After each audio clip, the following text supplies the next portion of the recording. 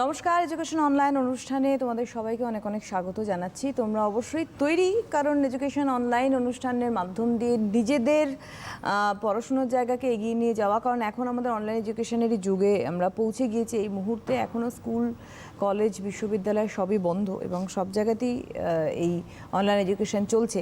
তো সেখান থেকে আমাদের এডুকেশন অনলাইনের সূত্রপাত এবং আজকেও আমাদের সেভাবে এগিয়ে চলা। আজকের বিষয়বস্তু কিন্তু ইতিহাস, দ্বাদশ শ্রেণীর ছাত্রছাত্রীদের জন্য এবং তৃতীয় অধ্যায় ঔপনিবেশিক আধিপত্যের প্রকৃতি, নিয়মনীতি এবং অনিয়মিত সাম্রাজ্য, এই নিয়ে আমাদের আজকে এগিয়ে চলা। এবং তোমরা যারা ওপারে রয়েছো, দ্বাদশ শ্রেণীর ছাত্রছাত্রী, তাদের অবশ্যই যা যা এর উপরে প্রশ্ন রয়েছে, সম্ভাব্য প্রশ্ন তোমাদের মধ্যে, তোমরা অবশ্যই প্রশ্ন করতে পারো। কারণ আমাদের সঙ্গে রয়েছেন চৌমুহা উচ্চ বিদ্যালয়ের শিক্ষক প্রতাপ রায় আমাদের সঙ্গে। স্যারকে অনেক অনেক সুপ্রভাত জানাবো অনুষ্ঠানে। নমস্কার। আর তোমরা রয়েছে ওনার সঙ্গে এই মুহূর্তে কথা বলতে। সরাসরি ফোন নাম্বার স্ক্রিনে একটু পরেই তোমরা দেখতে পাবে, শো হচ্ছে। তোমরা কথা বলবে এই নাম্বারে স্যারের সঙ্গে। স্যার যা যা প্রশ্নাবলী রেডি করেছে ইতিমধ্যে, সেই অনুসারে তোমাদের সঙ্গে তিনি কমিউনিকেট করবেন এবং বোঝাবেন। তোমরা নোট ডাউন করো। দেখো 9062206209 এবং 9052112792, এই দুটো ফোন নাম্বারে তোমরা এই মুহূর্তে স্টুডিওতে ফোন করে স্যারের সঙ্গে কথা বলতে পারো। সরাসরি স্যার চলে যাব আমাদের আজকের বিষয়ে। আমরা বিষয়ে যাওয়ার আগে একটু তোমরা নিশ্চয়ই ইতিমধ্যে জানো যে মাধ্যমিক এবং উচ্চ মাধ্যমিকের সিলেবাস কিছুটা কমিয়ে দেওয়া হয়েছে। তো এই প্রসঙ্গে যেহেতু আমি উচ্চ মাধ্যমিক শুরু করছি, তো সেই হিসাবে যে চ্যাপ্টারগুলো তোমাদের বাদ দেওয়া হয়েছে সেগুলো আমি তোমাদের একটু বলে দেওয়ার চেষ্টা করছি। প্রথমে যে চ্যাপ্টারটি বাদ দেওয়া হয়েছে, দ্বিতীয় চ্যাপ্টার, ঊনবিংশ এবং বিংশ শতকে উপনিবেশ এবং সাম্রাজ্যবাদের প্রসার, এটি বাদ রাখা হয়েছে। সপ্তম অধ্যায় ঠান্ডা লড়াইয়ের যুগ এবং অষ্টম অধ্যায় উপনিবেশিকতাবাদ, এই তিনটে চ্যাপ্টার তোমাদের সিলেবাস থেকে বাদ দেওয়া হয়েছে। তোমরা জানো প্রত্যেকেই যে এই কঠিন পরিস্থিতিতে বিদ্যালয় বন্ধ, সেই কারণে পড়াশোনায় কিছুটা ব্যাঘাত ঘটেছে। এই কারণে তোমাদের এই সিলেবাস কমিয়ে উচ্চ মাধ্যমিক পরীক্ষা এর মধ্য থেকেই হবে। সত্যি আমাদের এখন অবস্থা খুব সঙ্গীন। তো যেভাবেই হোক, যতটুকুর মধ্যে একটা জিনিস মাথায় রাখতে হবে, সিলেবাস কমেছে মানেই আমি আমার পড়াশোনার ক্ষেত্রে অনেকটাই আমি রিল্যাক্সড হয়ে গেলাম, তা কিন্তু নয়। যতটুকুর মধ্যে আছে ততটুকুর মধ্যেও কিন্তু অ্যাসেসমেন্ট হবে স্টুডেন্টদের নাম্বার, যে তারা কতটা বুঝেছে, এইটুকুর মধ্যে কতটা প্রিপেয়ার হয়েছে, তার জন্যই এই অনুষ্ঠান। চলে যাব আজকের আমাদের বিষয়বস্তুতে। হ্যাঁ, আজকে তোমরা ইতিমধ্যেই শুনেছো যে আমরা আজকে পড়াশোনা করব তৃতীয় অধ্যায় নিয়ে, ঔপনিবেশিক শাসনের প্রকৃতি, নিয়মিত এবং অনিয়মিত সাম্রাজ্য। তো এই চ্যাপ্টারটা অনেক বড়। আমরা চেষ্টা করব নির্ধারিত সময়ের মধ্যে যতটুকু পারা যায়। অনেকগুলো প্রশ্ন নিয়ে আমরা তৈরি আছি, দেখা যাক সেটা কতটুকু কি করতে পারি, আর কি শেষ করতে পারি। একদম। আচ্ছা, প্রথম প্রশ্ন যাচ্ছি আমরা এই তৃতীয় অধ্যায়ের, আমরা স্ক্রিনেও দেখাবো তোমাদের। সেটি হচ্ছে, মোগল সাম্রাজ্যের পতনের সময় ভারতে উত্থিত বিভিন্ন আঞ্চলিক শক্তিগুলির পরিচয় দাও। নাম্বার 1, 1 নম্বর প্রশ্ন। তোমরা প্রত্যেকেই জানো যে 1707 খ্রিস্টাব্দে ঔরঙ্গজেবের মৃত্যুর পর মুঘল সাম্রাজ্যের দুর্বলতার সুযোগে বেশ কিছু আঞ্চলিক যে রাজ্য, তারা স্বাধীন অথবা অর্ধস্বাধীনভাবে শাসন ব্যবস্থা পরিচালনা করতে থাকে। এই রকম যে স্বাধীন এবং অর্ধস্বাধীন রাজ্যগুলি আমরা সেই সময় দেখতে পাই, সেগুলো হলো যেমন বাংলা, হায়দ্রাবাদ, অযোধ্যা, মহীশূর এবং মারাঠা রাজ্য। তো সেগুলো নিয়ে আমরা আজকে তোমাদের বলার চেষ্টা করব। প্রথমেই বাংলার কথায় আসি। তোমরা জানো যে ঔরঙ্গজেবের রাজত্বকালে 1700 খ্রিস্টাব্দে মুর্শিদ কুলি খাঁকে বাংলার দেওয়ান নিযুক্ত করা হয়েছিল, অর্থাৎ রাজস্ব আদায়ের অধিকার তার উপর অর্পিত হয়েছিল। পরবর্তীকালে 1717 খ্রিস্টাব্দে মুঘল সম্রাট ফারুক শিয়ার মুর্শিদ কুলি খানকে বাংলার নাজিম অর্থাৎ সুবাদার হিসেবে নিযুক্ত করা হয়। এরপর থেকেই মূলত বাংলায় স্বাধীন নবাবীর সূত্রপাত হয়। পরবর্তীকালে মুর্শিদ কুলি খানের মৃত্যুর পর সুজাউদ্দিন, সরফরাজ খান এবং আলীবর্দী খান, তারা মূলত স্বাধীনভাবেই বাংলার রাজত্ব করতেন, কিন্তু ইংরেজদের সঙ্গে সিরাজউদ্দৌলার যে পলাশী যুদ্ধের মধ্য দিয়ে বাংলার যে স্বাধীনতা অর্থাৎ পরাজয়ের মধ্য দিয়ে বাংলার স্বাধীনতা সূর্য অস্তমিত হয়েছিল। এবার আমরা যাব যে হায়দ্রাবাদ রাজ্যের দিকে। সেখানে তুরানি গোষ্ঠীর নেতা, তোমরা জানো, মীর কামারউদ্দিন চিনকিলিস খাঁ নামে তিনি পরিচিত ছিলেন, এবং তার আরেকটি উপাধি ছিল যে উপাধিটি দিয়েছিলেন মুঘল সম্রাট ফারুক শিয়ার, নিজামুল মুলক। তিনি 1722 খ্রিস্টাব্দ নাগাদ প্রধানমন্ত্রী, মোহাম্মদ শাহের প্রধানমন্ত্রী হিসেবে নিযুক্ত হয়েছিলেন, কিন্তু আমির উমরাহ এবং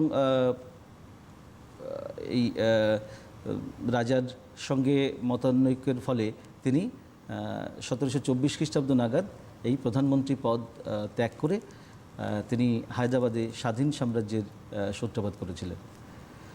পরবর্তী যে রাজ্য আমরা যাব, অযোধ্যার কথা। ইরানি গোষ্ঠীর নেতা সাদাত খান, তিনি 1724 খ্রিস্টাব্দ নাগাদ এই অযোধ্যা রাজ্যের স্বাধীন রাজ্যের নবাবীর সূত্রপাত করেছিলেন, এবং মুঘল সাম্রাজ্যের অধীনতা মেনে নিলেও মূলত স্বাধীনভাবেই তিনি এই নবাবীর সূত্রপাত করেছিলেন।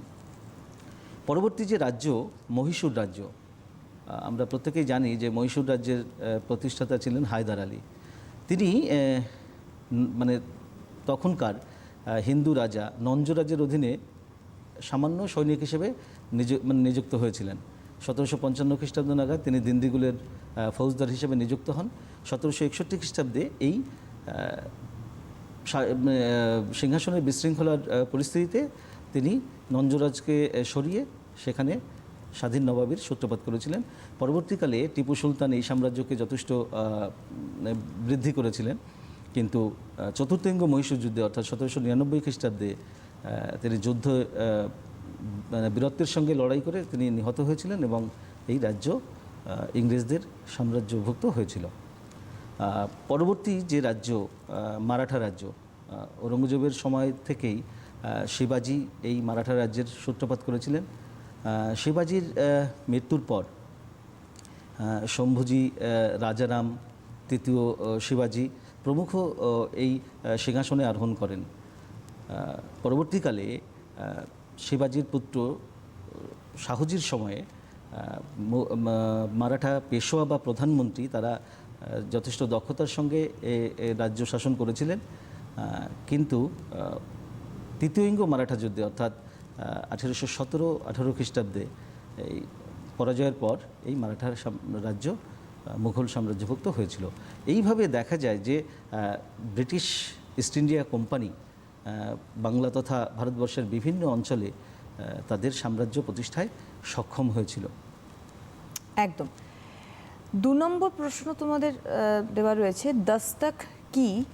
সিরাজউদ্দৌলার সঙ্গে ইংরেজদের বিরোধের কারণ কি ছিল? দস্তক, প্রথমেই বলি, দস্তক কথার অর্থ বিনা শুল্কে বাণিজ্য করার অধিকার লাভ, অর্থাৎ বিনা শুল্কে বাণিজ্য করার ছাড়পত্র।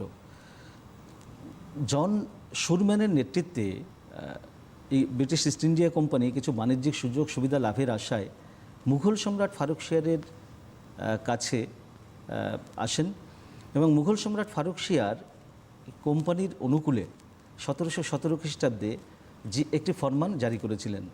এই ফরমানই ফারুক শিয়ারের ফরমান বা দস্তক নামে পরিচিত। এই প্রসঙ্গক্রমে উল্লেখ্য, এই পরবর্তীকালে আমরা দেখব যে বিভিন্ন যে সংঘাত এই দস্তকের অপব্যবহারকে কেন্দ্র করে হয়েছিল। অর্থাৎ এখানে একটু বলে রাখি যে এই দস্তকের অধিকার কিন্তু দেওয়া হয়েছিল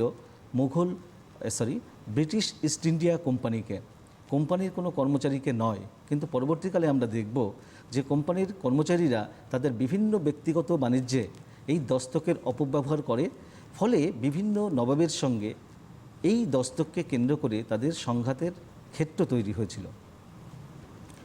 হ্যাঁ, পরবর্তী পার্ট, সিরাজদৌলার সঙ্গে ইংরেজদের বিরোধের যে কারণ, সেগুলো আমি পয়েন্ট করে করে 1, 2, 3 করে বলছি, তোমরা নোট করো পয়েন্ট করে। তোমরা সেটা নোট করে নাও। প্রথম পয়েন্ট হিসেবে বলতে পারি যে নবাবের প্রতি অসম্মান। যখন নবাব সিরাজউদ্দৌলা সিংহাসনে আরোহণ করেছিলেন, তখন বাংলায় অবস্থিত প্রত্যেক বণিক গোষ্ঠী, ফরাসি, ওলন্দাজ বা যারা যে সমস্ত বণিক গোষ্ঠী ছিল, প্রত্যেকেই উপঢৌকন পাঠিয়ে নবাবকে সম্মান জানিয়েছিল। এটাই ছিল প্রচলিত রীতি। কিন্তু ইংরেজ ইস্ট ইন্ডিয়া কোম্পানি এই সম্মান জানাতে বিলম্ব করে। ফলে এই নবাবের প্রতি যে অসম্মান প্রদর্শন, সেখান থেকেই ইংরেজ ইস্ট ইন্ডিয়া কোম্পানির প্রতি সিরাজউদ্দৌলার একটা দ্বন্দ্ব শুরু হয়, মনোমালিন্য শুরু হয়। দ্বিতীয় কারণ হিসেবে বলবো যে সিরাজের যারা পারিবারিক শত্রু, বিশেষ করে ঘসেটি বেগম, তার মাসি, এবং শৌকত জং, তার আরেক ভাই, মাস্তুতো ভাই, তো তাদের সঙ্গে ইংরেজ ইস্ট ইন্ডিয়া কোম্পানি ষড়যন্ত্রে লিপ্ত হয় এবং ইংরেজ ইস্ট ইন্ডিয়া তাদের এবং এই সিরাজের যে পারিবারিক শত্রু, তারা তাদের মনোপুত একজনকে সিরাজের পরিবর্তে সিংহাসনে বসানোর পরিকল্পনা করে।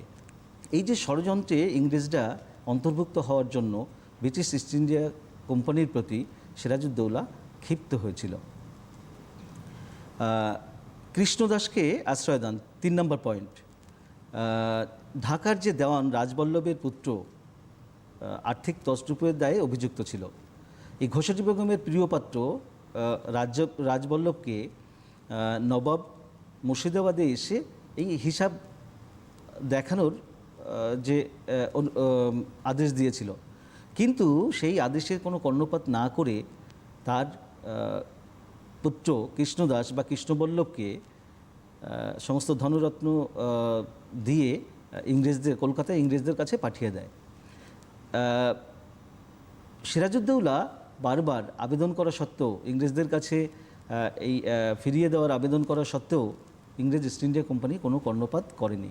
ফলে ব্রিটিশ ইস্ট ইন্ডিয়া কোম্পানির প্রতি সিরাজউদ্দৌলার ক্ষুব্ধ হয়েছিল। 4 নম্বর পয়েন্ট, তোমরা প্রত্যেকেই জানো যে দাক্ষিণাত্যে ইঙ্গো ফরাসি দ্বন্দ্ব চলছিল। সেই অজুহাতে বাংলায় ইংরেজ এবং ফরাসিরা তারা দুর্গ নির্মাণ করতে থাকে। এই দুর্গ নির্মাণ করার ক্ষেত্রে সিরাজ বারবার তার নিষেধ করে। এই ফরাসিরা এই নিষেধ মানা সত্ত্বেও ইংরেজ ইস্ট ইন্ডিয়া কোম্পানি সেই নিষেধে কোনো কর্ণপাত করেনি। ফলে ব্রিটিশ ইস্ট ইন্ডিয়া কোম্পানির সঙ্গে সিরাজের একটি মনোমালিন্য দেখা দেয়। এবার আসবো দস্তকের অপব্যবহার।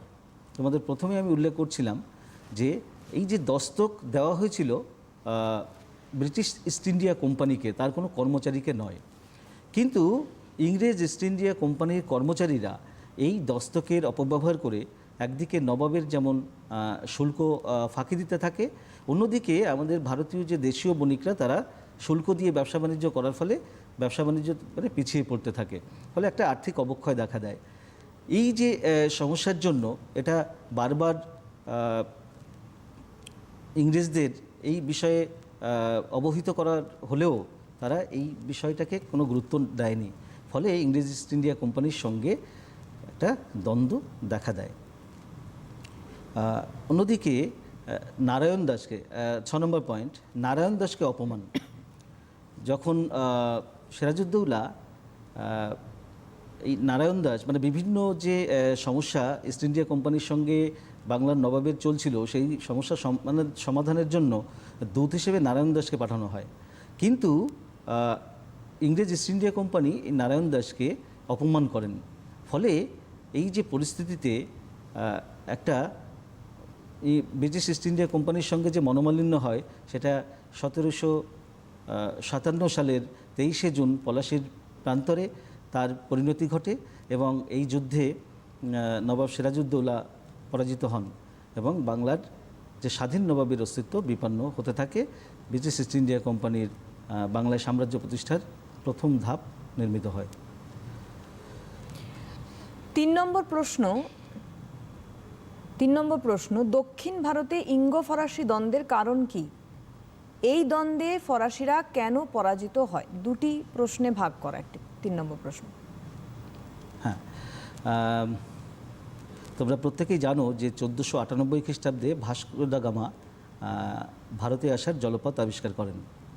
এরপর থেকে বিভিন্ন বণিক গোষ্ঠী তারা ভারতবর্ষে ব্যবসা বাণিজ্যের সূত্রে ভারতে আসতে থাকে। পর্তুগিজ, ওলন্দাজ, ফরাসি, ইংরেজ প্রভৃতি যে বণিক গোষ্ঠী তারা ভারতবর্ষে মানে ব্যবসা বাণিজ্য করতে আসে এবং এই আধিপত্য ব্যবসা বাণিজ্যের ক্ষেত্রে আধিপত্য প্রতিষ্ঠার সূত্রে পরবর্তীকালে ইংরেজ এবং ফরাসিরা প্রাধান্য লাভ করে এবং তাদের মধ্যে এই বাণিজ্যিক আধিপত্য লাভকে কেন্দ্র করে একটা দ্বন্দ্ব দেখা দেয়, যেটা ইঙ্গো ফরাসি দ্বন্দ্ব নামে আমরা জানি প্রত্যেকেই, যে কর্ণাটকের যুদ্ধ যেটা, এবং শেষ পর্যন্ত ইংরেজরা এই যুদ্ধে জয়লাভ করে এবং ইংরেজদের প্রতিপক্ষ ফরাসিরা পরাজিত হয়েছিল। এখন এই যে দাক্ষিণাত্যের যুদ্ধের কারণ কি? অষ্টাদশ শতক নাগাদ একটা অর্থনৈতিক মতবাদ, মার্কেন্টাইল মতবাদ প্রভাব বিস্তার করতে থাকে। এই অর্থনৈতিক মতবাদটি ছিল একচেটিয়া বাণিজ্যে প্রাধান্য প্রতিষ্ঠা। অর্থাৎ যে জাতি এই একচেটিয়া বাণিজ্যের মানে প্রভাব বিস্তার করতে পারবে তারা পৃথিবীতে শক্তিশালী জাতি হিসেবে পরিগণিত হবে। এই সূত্রে এই মতবাদের পরিপ্রেক্ষিতে ব্রিটিশ ইস্ট ইন্ডিয়া কোম্পানির সঙ্গে ফরাসি কোম্পানির যে দ্বন্দ্ব তৈরি হয়েছিল। ইউরোপে বিভিন্ন ক্ষেত্রে ইংরেজ এবং ফরাসিদের মধ্যে দ্বন্দ্ব ছিল। এই সূত্র ধরে, এই ইউরোপের দ্বন্দ্বের সূত্র ধরে ভারতবর্ষ ইংরেজরা তাদের অধিকার স্থাপনের ক্ষেত্রে দ্বন্দ্বে জড়িয়ে পড়ে। আমরা প্রত্যেকে জানি যে ইংল্যান্ডে শিল্প বিপ্লব সংগঠিত হয়েছিল। এই শিল্প বিপ্লবের ফলে সেখানে যে কলকারখানায় তৈরি যে শিল্পজাত দ্রব্য সেগুলো বিক্রির প্রয়োজন এবং শিল্প কারখানায় উৎপাদনের জন্য যে কাঁচামালের প্রয়োজন, তার তাগিদে ভারতবর্ষে বা বিভিন্ন স্থানে যে উপনিবেশ প্রতিষ্ঠা করার যে তাগিদ দেখা দিয়েছিল, সেই সূত্র ধরে ভারতবর্ষেও ইংরেজ এবং ফরাসিদের মধ্যে এই দ্বন্দ্বের পরিস্থিতি তৈরি হয়। পরের পার্টটা এবার হচ্ছে এই দ্বন্দ্বে ফরাসি কেন পরাজিত হয়? হ্যাঁ, এই দ্বন্দ্বে ফরাসিরা কেন পরাজিত হয়েছিল? আমরা জানি যে দাক্ষিণাত্যে ইংরেজ এবং ফরাসিদের মধ্যে 3টি যুদ্ধ হয়েছিল। কর্ণাটকের প্রথম যুদ্ধ 1746 থেকে 48, কর্ণাটকের দ্বিতীয় যুদ্ধ 1749 থেকে 54 এবং কর্ণাটকের তৃতীয় যুদ্ধ 1756 থেকে 1763।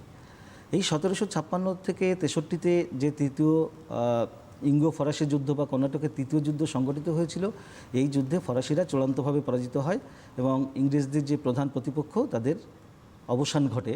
ফলে ভারতের সাম্রাজ্য প্রতিষ্ঠার ক্ষেত্রে ইংরেজ ইস্ট ইন্ডিয়া কোম্পানি চূড়ান্ত ক্ষমতার অধিকারী হয়। তো ফরাসিদের পরাজয়ের কি কারণ সেগুলো আমি পয়েন্ট করে বলার চেষ্টা করছি, তোমরা নিজেরা একটু নোট করে নেবে। আচ্ছা,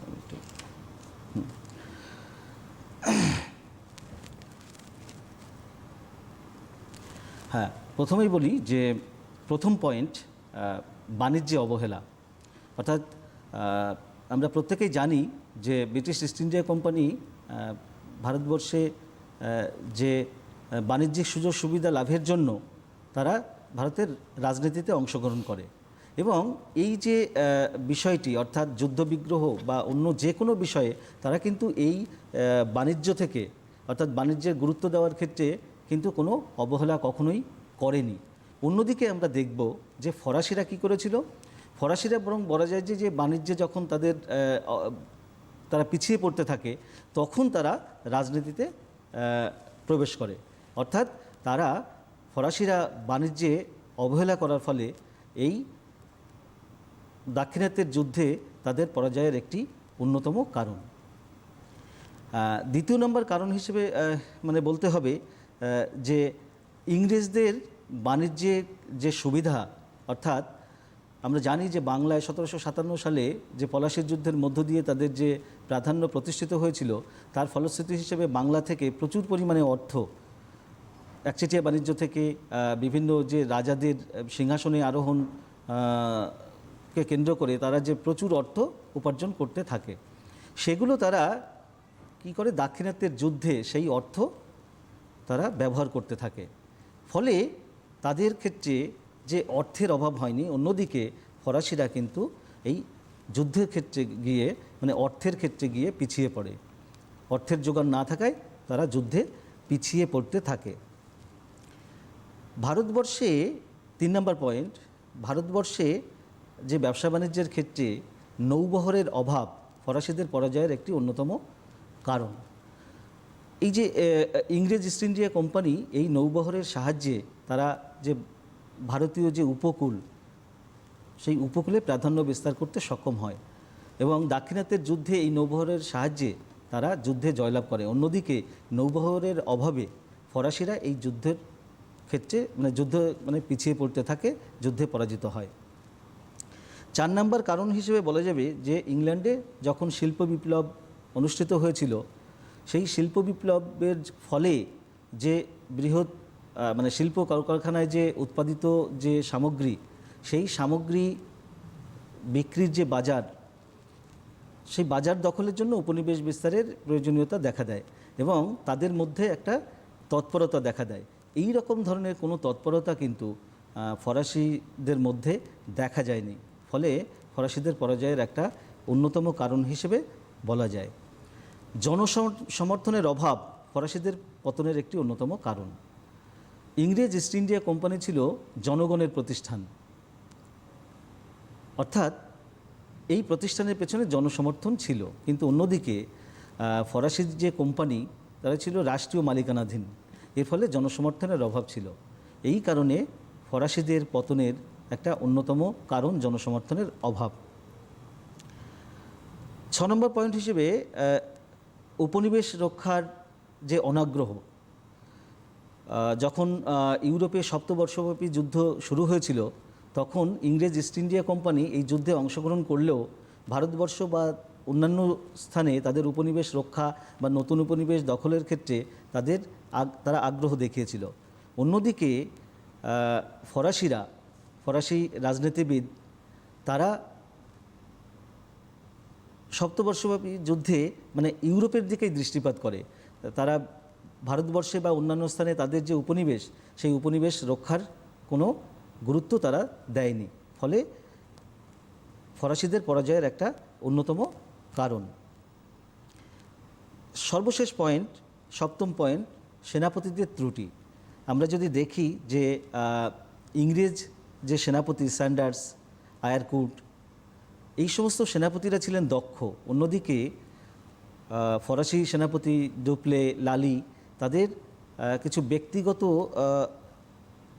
যে ভুল ত্রুটি, সেটা এই ফরাসিদের পতনের একটি অন্যতম কারণ হিসেবে বলা যেতে পারে। এই যে কারণগুলো, সেগুলো দাক্ষিণাত্যে ফরাসিদের পতনের অন্যতম কারণ হিসেবে বলা যায়। পয়েন্টস যেগুলো স্যার বলছেন, সেই পয়েন্টস করলে আমরা জানি তোমার নাম্বার নেওয়ার ক্ষেত্রে বা পাওয়ার ক্ষেত্রে কিন্তু অনেকটা সুবিধা, বা টিচারের বোঝার ক্ষেত্রে অনেকটা সুবিধা এক্সামিনারে। এনিওয়ে, 4 নম্বর প্রশ্ন, বক্সারের যুদ্ধের কারণ কি? এটাও দুটো ভাগে বিভক্ত কোয়েশ্চেন। বক্সারের যুদ্ধের কারণ কি, আর এই যুদ্ধের ফলাফল ও গুরুত্ব আলোচনা করো। হ্যাঁ, আমরা প্রত্যেকেই জানি যে বাংলায় 1757 সালে পলাশীর যুদ্ধ সংগঠিত হয়। তারপর বাংলায় স্বাধীন নবাবের অস্তিত্ব বিপন্ন হতে থাকে। মীর জাফরের পর 1763 সালে মীর কাসিম বাংলার সিংহাসনে আরোহণ করেন। আমরা বক্সারের যুদ্ধে 1764 সালে সংগঠিত হয়। বাংলার নবাব মীর কাসিম, অযোধ্যার নবাব সুজাউদ্দৌলা এবং মুঘল সম্রাট শাহ আলমের এই জোটের সঙ্গে ইংরেজ ইস্ট ইন্ডিয়া কোম্পানির এই যে যুদ্ধ সংগঠিত হয়, এই যুদ্ধে বাংলার নবাব বাংলা এবং তথা মানে ভারতের মুঘল সম্রাট এই যে জোট, এই জোট পরাজিত হয়। ফলে ব্রিটিশ ইস্ট ইন্ডিয়া কোম্পানির যে সাম্রাজ্য প্রতিষ্ঠার যে প্রথম ধাপ পেরিয়ে যে সাম্রাজ্যের ভিত্তি স্থাপিত হয়েছিল, সেটি আরও সুদৃঢ় হয়েছিল। তো আমরা প্রথমেই আজ আলোচনা করব এই প্রশ্নের যে বক্সারের যুদ্ধের কারণ কী। মীর কাসিম বাংলার সিংহাসনে ছিলেন স্বাধীনচেতা নবাব। তিনি বাংলার সিংহাসনে বসে ব্রিটিশদের প্রভাবমুক্ত হওয়ার জন্য কিছু পদক্ষেপ গ্রহণ করেছিলেন। সেই পদক্ষেপগুলি আমরা যদি একটু খেয়াল করি, তিনি যে জমিদারদের উপর অতিরিক্ত খাজনা ধার্য করেছিলেন, রাজস্বের হার 1.5 আনা বাড়িয়েছিলেন, যে সমস্ত দুর্নীতিগ্রস্ত যে রাজকর্মচারী এবং ব্রিটিশ ইস্ট ইন্ডিয়া কোম্পানির অনুগত যে জমিদার, তাদের তিনি কঠোর শাস্তির ব্যবস্থা করেছিলেন। তিনি এই সমস্ত দুর্নীতিগ্রস্ত কর্মচারীদের উল্লেখ করে তাদের সম্পত্তি ক্রয় করেছিলেন। আলীবর্দী খাঁ এবং মীর জাফরের যারা পরিবার, তারা যে অসৎ উপায়ে যে সম্পত্তি উপার্জন করেছিল, সেগুলো তিনি কী করেছিলেন, জোর করে কেড়ে নিয়েছিলেন।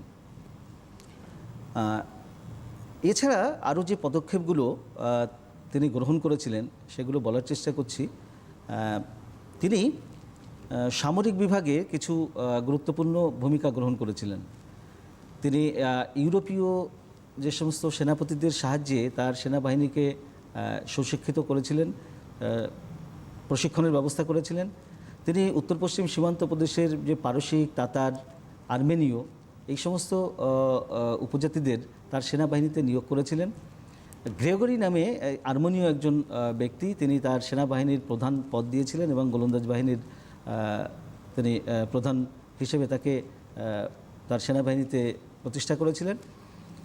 সমরু এবং মার্কার তার সেনাবাহিনীতে সেনাপতি হিসেবে নিযুক্ত হয়েছিল। এছাড়া আর্মেনীয় যে সমস্ত কারিগর, তাদের সাহায্যে মুঙ্গেরে তিনি কামান এবং বন্দুকের কারখানা স্থাপন করেছিলেন। তিনি তার রাজধানী মানে অর্থাৎ ইংরেজদের মুখাপেক্ষী হয়ে না থাকার জন্য তিনি তার রাজধানী মুর্শিদাবাদ থেকে মুঙ্গেরে স্থানান্তরিত করেছিলেন। এই যে পদক্ষেপগুলো, সেগুলো ব্রিটিশ ইস্ট ইন্ডিয়া কোম্পানির পক্ষে সেটা মেনে নেওয়া সম্ভব হয়নি বলে একটা যুদ্ধের পরিস্থিতি তৈরি হয়েছিল। পরবর্তী ক্ষেত্রে তিনি এই যে দস্তকের যে অপব্যবহার, এই অপব্যবহারকে কেন্দ্র করে ব্রিটিশ ইস্ট ইন্ডিয়া কোম্পানির সঙ্গে মীর কাসিমের একটা দ্বন্দ্ব দেখা দেয়। আমি আগেই উল্লেখ করছিলাম যে ইংরেজ ইস্ট ইন্ডিয়া কোম্পানি ব্যক্তিগত বাণিজ্যে কর্মচারীরা এই দস্তকের অপব্যবহারের মধ্য দিয়ে নবাবের শুল্ক প্রচুর পরিমাণে ফাঁকি দিতে থাকে। এই ব্যাপারে মীর কাসিম বারবার গভর্নরের কাছে এই ব্যাপারে তিনি অনুরোধ জানান। তিনি ভ্যান সিটার্টকে এই ব্যাপারে অবহিত করেন চিঠি লিখে। তো এই ব্যাপারে কোনো কর্ণপাত করেনি। ফলে ব্রিটিশ ইস্ট ইন্ডিয়া কোম্পানির সঙ্গে এই মীর কাসিমের এই দস্তকের অপব্যবহারকে কেন্দ্র করে একটা দ্বন্দ্ব দেখা দিতে থাকে। ফলে এই যে বিভিন্ন বিষয় উল্লেখ করলাম, এই বিষয়গুলোকে কেন্দ্র করে মীর কাসিমের সঙ্গে ইংরেজ ইস্ট ইন্ডিয়া কোম্পানির একটা দ্বন্দ্বের পরিস্থিতি তৈরি হয়। ফলে যে কারণগুলো বক্সারের যুদ্ধের জন্য দায়ী। এই যুদ্ধের ফলাফল, বক্সারের যুদ্ধের যে ফলাফল বা গুরুত্ব, সেটা খুব গুরুত্বপূর্ণ। আমি পয়েন্ট করে বলার চেষ্টা করছি, তোমরা খেয়াল করো। চূড়ান্ত ভাগ্য নিয়ন্ত্রক এই যুদ্ধ, প্রথম পয়েন্ট। তার কারণ আমরা জানি যে পলাশির যুদ্ধে একটা নামমাত্র যুদ্ধ ছিল, কিন্তু বক্সারের যুদ্ধে জয়লাভের ফলে একটা কি চূড়ান্ত যুদ্ধ বলা যেতে পারে। এবং এই যুদ্ধে যদি ইংরেজরা জয়লাভ না করতো, তাহলে হয়তো ইতিহাস অন্যভাবে লেখা হতো। ব্রিটিশ উপনিবেশিক সাম্রাজ্য প্রতিষ্ঠা হতো কিনা সেটা নিয়ে অনেকেই মানে ভিন্ন মত পোষণ করেন। তো একটা ভাগ্য নির্ণায়ক যুদ্ধ হিসেবে বলা যায়। ব্রিটিশ কর্তৃত্ব স্থাপিত হয়, 2 নম্বর পয়েন্ট। পলাশী ছিল প্রথম ধাপ এবং সাম্রাজ্যের প্রতিষ্ঠার সূত্রপাত হয়েছিল, কিন্তু সেই যে সাম্রাজ্যের সূত্রপাত তার ভিত্তিকে দৃঢ় করেছিল এই বক্সারের যুদ্ধ। ফলে ব্রিটিশ কর্তৃত্ব এর ফলে চূড়ান্ত হয়। বাংলার কর্তৃত্ব প্রতিষ্ঠিত হয়েছিল। আমরা জানি যে এই বক্সারের যুদ্ধে জয়লাভের মধ্য দিয়ে বাংলায় ইংরেজ ইস্ট ইন্ডিয়া কোম্পানির কোনো প্রতিপক্ষ ছিল না। ফলে বাংলার নবাব ইংরেজদের হাতের পুতুলে পরিণত হয়েছিল এবং বাংলায় ইংরেজ ইস্ট ইন্ডিয়া কোম্পানির চূড়ান্ত কর্তৃত্ব প্রতিষ্ঠিত হয়। একটি সুবিস্তৃত অঞ্চলে এই বক্সারের যুদ্ধের মধ্য দিয়ে ইংরেজ ইস্ট ইন্ডিয়া কোম্পানির আধিপত্য প্রতিষ্ঠিত হয়েছিল। শুধু অযোধ্যার নবাব পরাজিত হন, মুঘল সম্রাট দ্বিতীয় শাহ আলম তিনি এই যুদ্ধে পরাজিত হন। ফলে কী হয়, ভারতবর্ষে ইংরেজ ইস্ট ইন্ডিয়া কোম্পানির মর্যাদাও বেড়ে যায়। বিস্তৃত অঞ্চলে একটা আধিপত্য প্রতিষ্ঠা করে ঔপনিবেশিক সাম্রাজ্যের সূত্রপাত করেছিলেন। এই বক্সারের যুদ্ধে জয়লাভের ফলে আর্থিক যে লুণ্ঠন সেটা বেড়ে যায়। আমরা প্রত্যেকেই জানি যে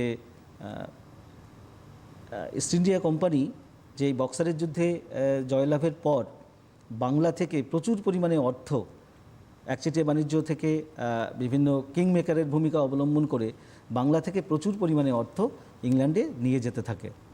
ফলে যে আর্থিক শোষণ মানে এই বক্সারের যুদ্ধের পর অনেকভাবে বেড়ে যায়, সম্পদের বহির্গমন হতে থাকে, পলাশীর লুণ্ঠন চলতে থাকে। এই বক্সারের যুদ্ধের ফলে দেওয়ানি লাভের ক্ষেত্র প্রস্তুত হয়েছিল।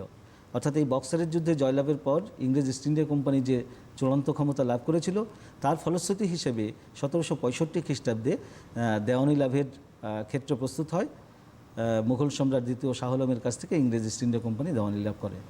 ফলে এইগুলো হচ্ছে বক্সারের যুদ্ধের গুরুত্ব।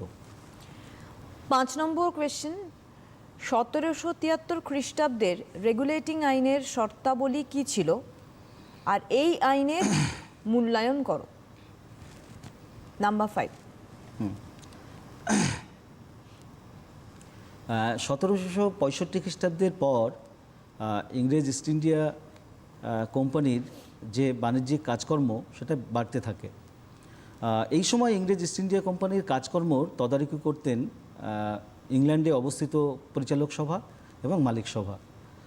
1765 খ্রিস্টাব্দের পর বাংলা, বোম্বাই এবং মাদ্রাজ এই 3টি প্রেসিডেন্সি প্রতিষ্ঠিত হয়েছিল এবং সেখানে একজন গভর্নর, প্রত্যেক প্রেসিডেন্সিতে একজন গভর্নর এবং তার অধীনস্থ যে কাউন্সিলের মাধ্যমে এই শাসন ব্যবস্থা পরিচালিত হতো এবং তাদের নিয়ন্ত্রণ করতেন ইংল্যান্ডে অবস্থিত কোম্পানির পরিচালক সভা এবং মালিক সভা। কিন্তু এই সময়কালে যারা ইস্ট ইন্ডিয়া কোম্পানির সঙ্গে যুক্ত নন এরকম বণিক গোষ্ঠী, ব্রিটিশ রাজনীতিবিদ এবং বুদ্ধিজীবী শ্রেণী এই যে ভারতবর্ষে ইংরেজ ইস্ট ইন্ডিয়া কোম্পানির যে একচেটিয়া বাণিজ্য তার বিরোধিতা করতে থাকে। ফলে ব্রিটিশ পার্লামেন্ট ভারত শাসনের জন্য বিভিন্ন আইন প্রবর্তন করেছিল। 1773 খ্রিস্টাব্দে এই প্রবর্তিত যে রেগুলেটিং আইন সেটি এই আইনগুলোর মধ্যে ছিল অন্যতম। ফলে এই সময়ে এই রেগুলেটিং আইনের মধ্য দিয়ে ইংরেজ ইস্ট ইন্ডিয়া কোম্পানির যে কার্যকলাপকে নিয়ন্ত্রণ করার চেষ্টা করা হয়েছিল।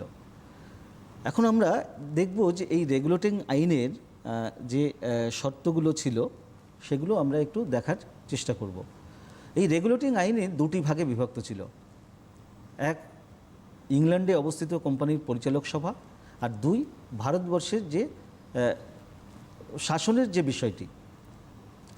তো আমরা এই দুটো দিকে একটু দিক থেকে একটু আলোচনা করার চেষ্টা করব যে ইংল্যান্ডে অবস্থিত যে পরিচালক সভা এবং মালিক সভার যে গঠনতন্ত্রে বেশ কিছু পরিবর্তন করা হয়েছিল এই রেগুলেটিং আইনের মধ্য দিয়ে।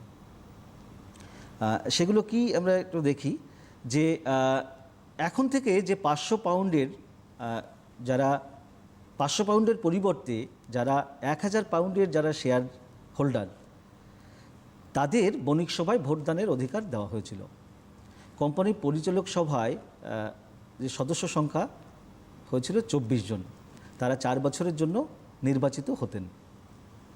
প্রত্যেক বছর 1/4 অংশ অর্থাৎ 6 জন সদস্য সেখান থেকে কি হতেন, পদচ্যুত হতেন এবং আরও 6 জনকে নিযুক্ত করা হতো। সরকারের অনুমোদন ক্রমে কোম্পানি পরিচালক সভা ভারতবর্ষে যে একজন গভর্নর এবং তার অধীনস্থ 4 জন কাউন্সিলের সদস্যদের নির্বাচন করত। প্রত্যেক 6 মাস অন্তর সামরিক, বেসামরিক এবং রাজস্ব এই সংক্রান্ত বিষয়ে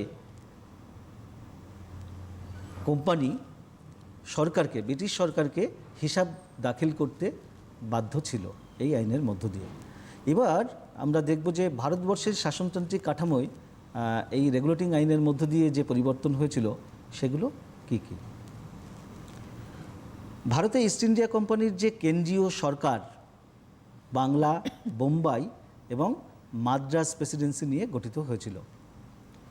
বাংলার যে গভর্নর, এই আইনের ফলে তাকে গভর্নর জেনারেল উপাধিতে ভূষিত করা হয় এবং তিনি কেন্দ্রীয় সরকারের প্রধান হিসেবে নির্বাচিত হয়েছিলেন, অর্থাৎ বোম্বাই এবং মাদ্রাজ প্রেসিডেন্সির উপর তার কর্তৃত্ব প্রতিষ্ঠিত হয়েছিল। এবং এই আইনের ফলশ্রুতি হিসেবে প্রথম গভর্নর জেনারেল ছিলেন ওয়ারেন হেস্টিংস।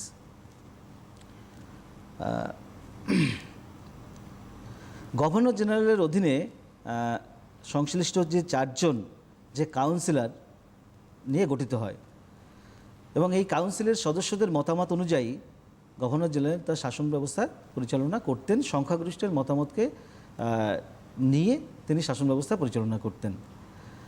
এই গভর্নর জেনারেলের যে 4 জন কাউন্সিলর, প্রথম যে কাউন্সিলর যারা ছিলেন, সদস্য ছিলেন, তারা হলেন ক্লেভারিং, মনসন, বারওয়েল এবং ফিলিপ ফ্রান্সিস। এই 4 জন প্রথম কাউন্সিলের সদস্য হিসেবে নির্বাচিত হয়েছিল। বাংলার অনুরূপ মাদ্রাজ এবং বোম্বাই প্রেসিডেন্সিতেও একজন গভর্নর এবং 4 জন কাউন্সিলর নিয়ে একটি শাসন ব্যবস্থা প্রবর্তিত হয়েছিল। 1774 খ্রিস্টাব্দে এই রেগুলেটিং আইন অনুযায়ী কলকাতায় একজন প্রধান বিচারপতি এবং 3 জন সাধারণ বিচারপতিদের নিয়ে সুপ্রিম কোর্ট প্রতিষ্ঠিত হয়েছিল। প্রসঙ্গক্রমে উল্লেখ্য, এই সুপ্রিম কোর্টের প্রথম প্রধান বিচারপতি ছিলেন স্যার এলিজা ইম্পে। সুপ্রিম কোর্টের প্রথম প্রধান বিচারপতি কে ছিলেন, একটা প্রশ্ন কিন্তু শর্ট প্রশ্ন হিসেবে আসতে পারে, তো বলতে হবে স্যার এলিজা ইম্পে ছিলেন সুপ্রিম কোর্টের প্রথম প্রধান বিচারপতি। আচ্ছা, এবার দ্বিতীয় পার্ট, রেগুলেটিং আইনের যে মূল্যায়ন। 1773 খ্রিস্টাব্দে যে রেগুলেটিং আইন প্রবর্তিত হয়েছিল তার কিছু ত্রুটি বিচ্যুতি লক্ষ্য করা যায়। এক্ষেত্রে প্রধান যে ত্রুটি বিচ্যুতি, সেটা এই আইনের মধ্য দিয়ে যে ক্ষমতার ক্ষেত্রে যে সুনির্দিষ্ট ক্ষমতার যে বিভাজন, সেটা এই আইনের মধ্যে সুনির্দিষ্ট ছিল না। ফলে তার প্রধান সমস্যা তৈরি হয়েছিল এই ক্ষমতার সুনির্দিষ্ট বিভাজন না থাকার জন্য। আমরা একটু দেখে নিই যে এই ত্রুটিগুলি কী কী ছিল।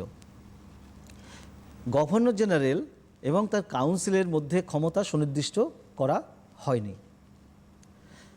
বোম্বাই এবং মাদ্রাজ প্রেসিডেন্সির উপর এই গভর্নর জেনারেলের ক্ষমতা কতটা থাকবে সেটাও নির্দিষ্ট করা হয়নি।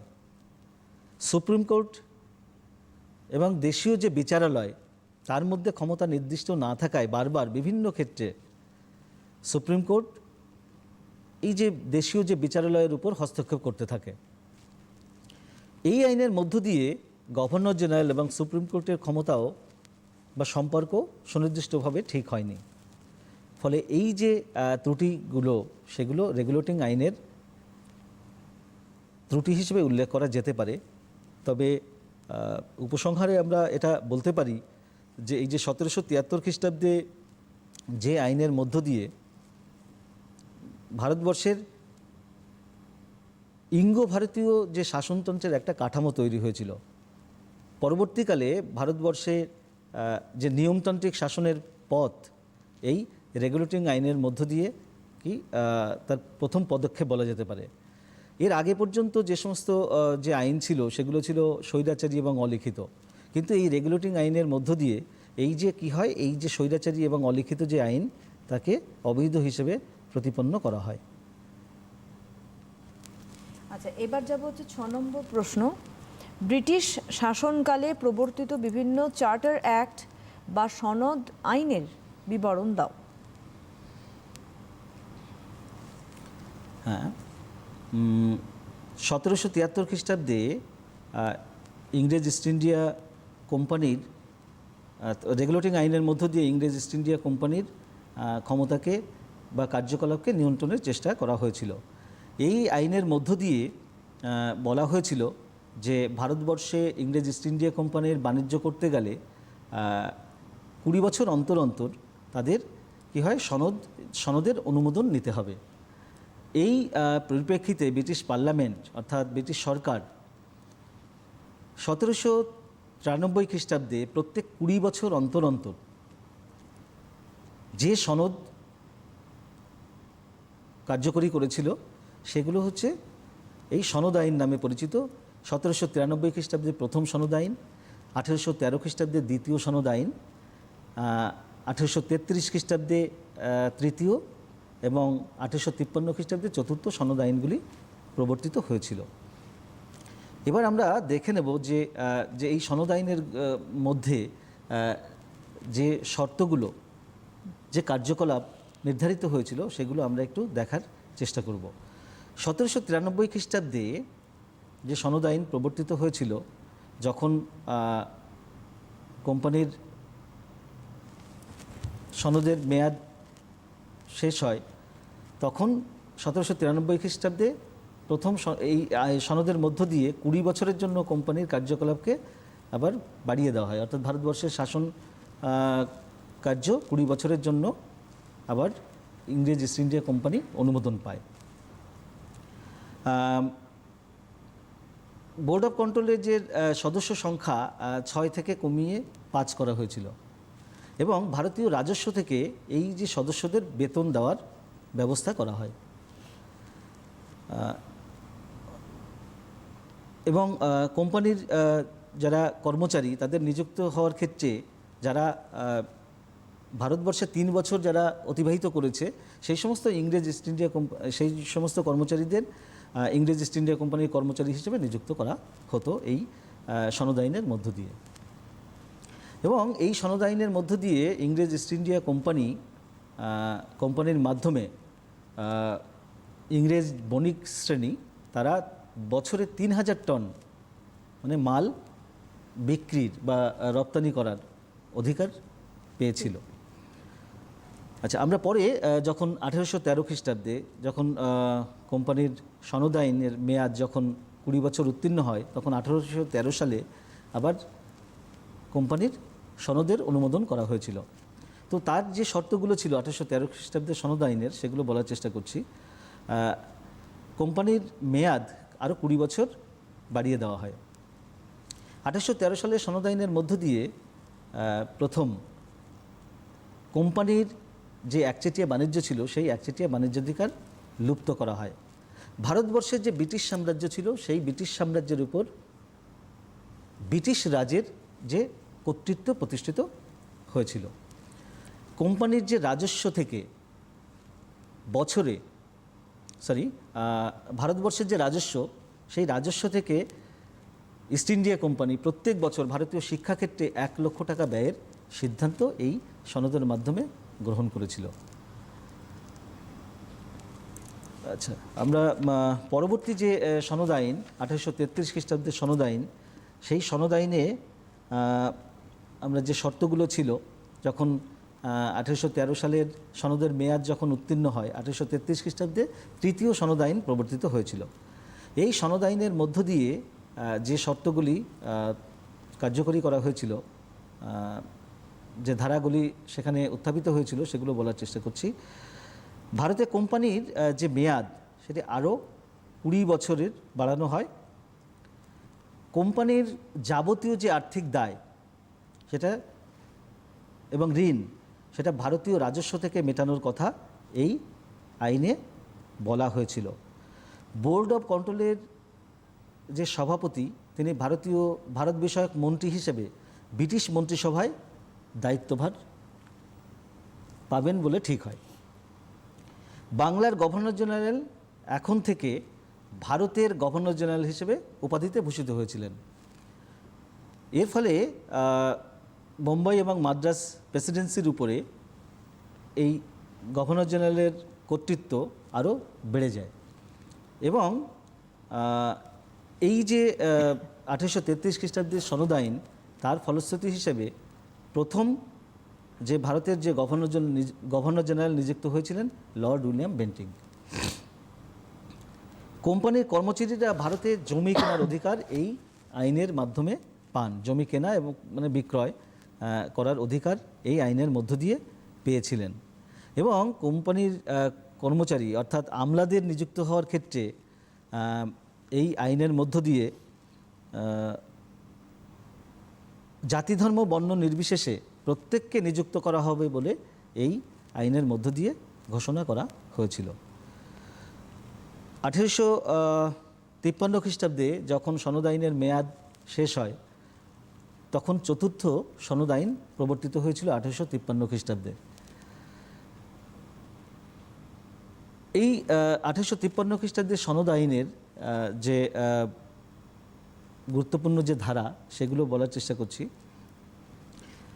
কোম্পানির শাসন অধিকার এই সনদ আইনের মধ্যে দেওয়া হয়, কিন্তু এই সনদ আইনে কোম্পানির মেয়াদ আর বাড়ানো হয়নি। অর্থাৎ এখান থেকে কিন্তু যে মানে ভারতবর্ষে ইংরেজ ইস্ট ইন্ডিয়া কোম্পানির যে অধিকারের যে খর্ব হওয়ার যে প্রায় নির্দিষ্ট, অর্থাৎ তাদের যে ক্ষমতা থাকবে না, সেটা কিন্তু এই 1853 খ্রিস্টাব্দের সনদ আইনের মধ্য দিয়েই নির্দিষ্ট হয়ে যায়। আচ্ছা, গভর্নর জেনারেলের নেতৃত্বে সারা দেশে অবাধ প্রতিযোগিতামূলক পরীক্ষার মধ্য দিয়ে যে ব্রিটিশ আমলাদের নিযুক্ত করার কথা এই 1853 খ্রিস্টাব্দের সনদ আইনের মধ্যে বলা হয়েছিল। আইন প্রণয়নের উদ্দেশ্যে বড়লাটের আইন পরিষদে 12 জন সদস্য নিয়ে একটি আইন পরিষদ গঠিত হয়েছিল। যে কোনো আইন প্রবর্তনের ক্ষেত্রে গভর্নর জেনারেলের অনুমোদন বাধ্যতামূলক করার কথা এই 1853 খ্রিস্টাব্দের সনদ আইনে ঘোষণা করা হয়েছিল। একজন লেফটেন্যান্ট গভর্নরের হাতে বাংলার শাসনভার অর্পিত হয়েছিল এই 1853 খ্রিস্টাব্দের সনদ আইনের মাধ্যমে। কোম্পানির পরিচালক সভার যে সদস্য সংখ্যা 24 থেকে এই আইনের মধ্য দিয়ে 18 করা হয়েছিল। এই যে ভারত শাসন সম্পর্কে এই যে সনদ আইনগুলো প্রবর্তিত হয়েছিল, এর ফলে ক্রমপর্যায়ে দেখা যায় যে ভারতের কর্তৃত্ব ইস্ট ইন্ডিয়া কোম্পানির হাত থেকে ব্রিটিশ রাজ তাদের নিজেদের কর্তৃত্ব প্রতিষ্ঠার একটা আমরা মানে চূড়ান্ত যে নিদর্শন আমরা লক্ষ্য করি এই সনদ আইনের মধ্য দিয়ে। এখানে স্যার একটা উল্লেখ করেছেন আমলাতন্ত্র, তো সেই জায়গায় একটা প্রশ্ন আছে, নাম্বার 7 নম্বর প্রশ্ন, ব্রিটিশ শাসনকালে ভারতে আমলাতন্ত্রের বিকাশ সম্পর্কে আলোচনা করো। নাম্বার 7। 1765 খ্রিস্টাব্দে ইস্ট ইন্ডিয়া কোম্পানি দেওয়ানি লাভের পর ইংরেজ ইস্ট ইন্ডিয়া কোম্পানির কার্যকলাপ ইংল্যান্ডের পরিচালক সভা এবং মালিক সভার দ্বারা নিয়ন্ত্রিত হতো। 1773 খ্রিস্টাব্দে যে রেগুলেটিং আইন প্রবর্তিত হয়েছিল, সেই রেগুলেটিং আইনের মধ্য দিয়ে ভারতের যে বাংলার গভর্নর জেনারেল নিযুক্ত হয়েছিল, এই গভর্নর জেনারেলই পরে মানে সেই সময় এই শাসন ব্যবস্থার দেখাশোনা করতেন। তার উপর নিয়ন্ত্রণ অবশ্য পরিচালক সভা এবং মালিক সভা ছিল। এবং এই গভর্নর জেনারেলের অধীনেই এই ভারতবর্ষের যে আমলাতন্ত্র তার বিকাশ লক্ষ্য করা যায়। এবার আমরা দেখব যে এই আমলাতন্ত্রের প্রতিষ্ঠা কে করেছিলেন। ভারতবর্ষে আমলাতন্ত্রের প্রতিষ্ঠা করেছিলেন লর্ড কর্নওয়ালিস। তাহলে প্রশ্ন আসতে পারে যে ভারতবর্ষের যে সিভিল সার্ভিস বা আমলাতন্ত্র কে প্রতিষ্ঠা করেন, তাহলে উত্তর বলতে হবে যে লর্ড কর্নওয়ালিস ছিলেন ভারতবর্ষের এই মানে ব্রিটিশ সাম্রাজ্যে যে ভারতীয় যে আমলাতন্ত্র প্রতিষ্ঠা করেছিলেন লর্ড কর্নওয়ালিস। আচ্ছা, তিনি যখন গভর্নর জেনারেল হিসেবে নিযুক্ত হয়েছিলেন তখন তিনি কতগুলো পদক্ষেপ গ্রহণ করেছিলেন এবং ভারতবর্ষের যে শাসন ব্যবস্থা সেটি দুটো ভাগে বিভক্ত করেছিলেন। এক হচ্ছে রাজনৈতিক দিক, অন্যদিকে বাণিজ্যিক দিক। ইংরেজ ইস্ট ইন্ডিয়া কোম্পানির যে কর্মচারীরা ছিলেন তাদের সকল ব্যক্তিগত যে বাণিজ্য সেটা বন্ধ করেছিলেন। যে অবৈধ উপায়ে যে অর্থ আদায়ের যে বিষয়টি সেটি তিনি অবলুপ্ত করেন। তার পরিবর্তে এই সমস্ত ইংরেজ ইস্ট ইন্ডিয়া কোম্পানির কর্মচারীদের মাসোহারার ব্যবস্থা করেছিলেন। লর্ড কর্নওয়ালিস ইংরেজ ইস্ট ইন্ডিয়া কোম্পানির কর্মচারীদের দক্ষতা বৃদ্ধি এবং দুর্নীতি বন্ধ করার জন্য 1793 খ্রিস্টাব্দে কতকগুলো কর্মপদ্ধতি এবং নীতি নির্ধারণ করেছিলেন, যে কর্মপদ্ধতি কোড কর্নওয়ালিস নামে পরিচিত।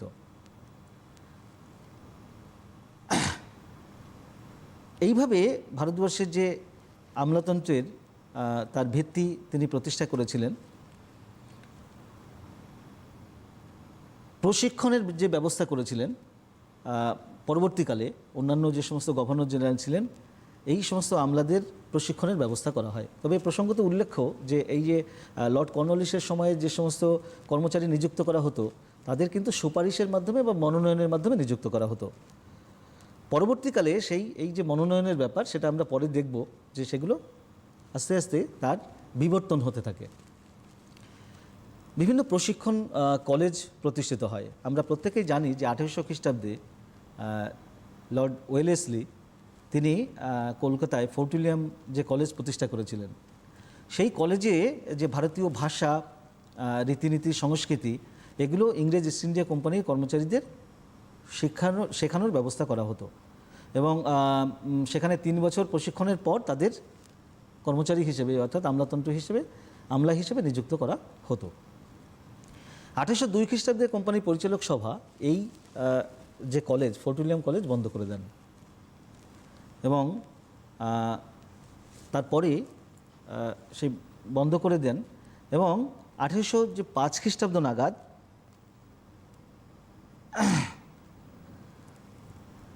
লন্ডনের কাছে হার্টফোর্টে একটি ইস্ট ইন্ডিয়া কলেজ প্রতিষ্ঠিত হয়, যেটি পরবর্তীকালে হেইলিবেরি কলেজ নামে পরিচিতি লাভ করে এবং এখান থেকে 2 বছরের প্রশিক্ষণ বাধ্যতামূলক করা হয়েছিল। তো এইভাবে এই যে যারা ইংরেজ ইস্ট ইন্ডিয়া কোম্পানির কর্মচারী নিযুক্ত হতো তাদের প্রশিক্ষণের ব্যবস্থা করা হয়। এবার আমরা কতগুলো যে সনদ আইন আমি একটু আগে আলোচনা করছিলাম সেগুলো একটু দেখার চেষ্টা করব। সেই সনদ আইনের মধ্য দিয়ে এই আমলাতন্ত্রের যে বিবর্তন কিভাবে হয়েছিল সেগুলো একটু দেখানোর চেষ্টা করব। বিভিন্ন যোগ্যতা নির্ণয় পরীক্ষা এই সনদ আইনের মধ্য দিয়ে আস্তে আস্তে বিবর্তিত হতে থাকে। আমি প্রথমেই উল্লেখ করলাম যে প্রথমে যে আমলাতন্ত্র নিযুক্ত করা হতো সেগুলো সুপারিশ এবং মনোনয়নের মধ্য দিয়ে, পরবর্তীকালে এই প্রতিযোগিতামূলক পরীক্ষার মধ্য দিয়ে এর নিযুক্ত হতে শুরু হয়। 1833 খ্রিস্টাব্দে যে কোম্পানির যে সনদ আইন, সেই সনদ আইনে যে প্রতিযোগিতামূলক পরীক্ষার মধ্য দিয়ে যে এই আমলাতন্ত্রের যে নিয়োগ সেটা বাধ্যতামূলক করা হয়েছিল। 1853 খ্রিস্টাব্দের সনদ আইন সেখানে উল্লেখ করা হয়েছিল যে ব্রিটিশ রানীর যারা জন্মসূত্রে যারা প্রজা 18 থেকে এরকম 23 বছরের যারা প্রত্যেকেই এই সমস্ত প্রতিযোগিতামূলক পরীক্ষায় অংশ নিতে পারবে। 1855 খ্রিস্টাব্দ নাগাদ প্রথম ইন্ডিয়ান সিভিল সার্ভিস পরীক্ষা অনুষ্ঠিত হয়েছিল এবং এই প্রসঙ্গে একটা প্রশ্ন কিন্তু খুব ইম্পর্টেন্ট, তোমাদের প্রশ্ন আসতে পারে যে প্রথম যে সিভিল সার্ভিস কে ছিলেন, মানে ভারতীয় সিভিল সার্ভিস কে ছিলেন, বা আইসিএস পরীক্ষায় প্রথম ভারতীয় কে পাশ করেছিলেন? উত্তর হবে সত্যেন্দ্রনাথ ঠাকুর। প্রথম আইসিএস সত্যেন্দ্রনাথ ঠাকুর। পরবর্তীকালে 1857 সালে এই হেলিবেরি কলেজের যে প্রশিক্ষণ, সেটা কিন্তু হেলিবেরি কলেজ বন্ধ হয়ে যায়। অবাধ প্রতিযোগিতার মানে সূত্রপাত হয় এবং ইন্ডিয়ান সিভিল সার্ভিস কমিশন নিযুক্ত হয়, মানে এবং তারাই এই পরীক্ষা নেওয়ার ব্যবস্থা করেছিল।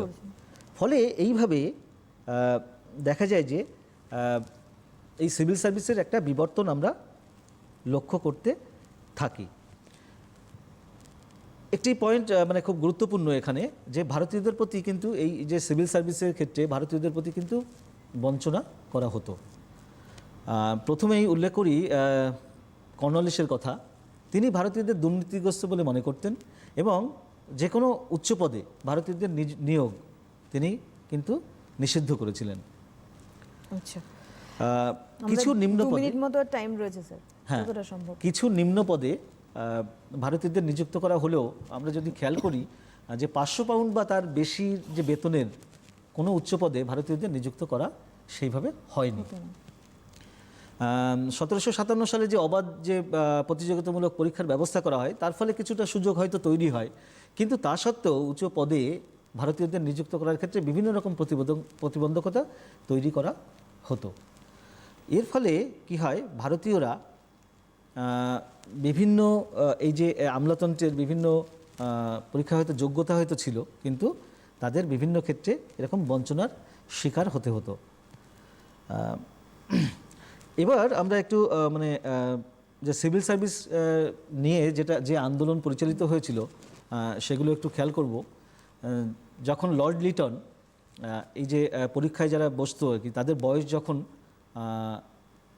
21 থেকে কমিয়ে যখন 19 করেছিলেন, তখন সারা ভারতবর্ষ জুড়ে এই আন্দোলন হয়েছিল। ভারতবর্ষের দাবি ছিল যে এই যারা সিভিল সার্ভিস পরীক্ষায় বসবেন তাদের বয়স হতে হবে 22। একদম আমাদের হাতেও সময় শেষ হয়ে গেছে স্যার। তবে একটা কথা বলি যে যে চ্যাপ্টারটার উপর আমরা আলোচনা করার চেষ্টা করছিলাম সেটা অনেক বড় চ্যাপ্টার প্রথমত, দ্বিতীয়ত হচ্ছে এটা অনেক ভেঙে প্রশ্ন আছে এবং স্যার যেটা বোঝাচ্ছিলেন অনেকটা ইন ডিটেলসে বোঝাচ্ছিলেন ইন্ডিভিজুয়াল প্রত্যেকটা কোয়েশ্চেনকে নিয়ে।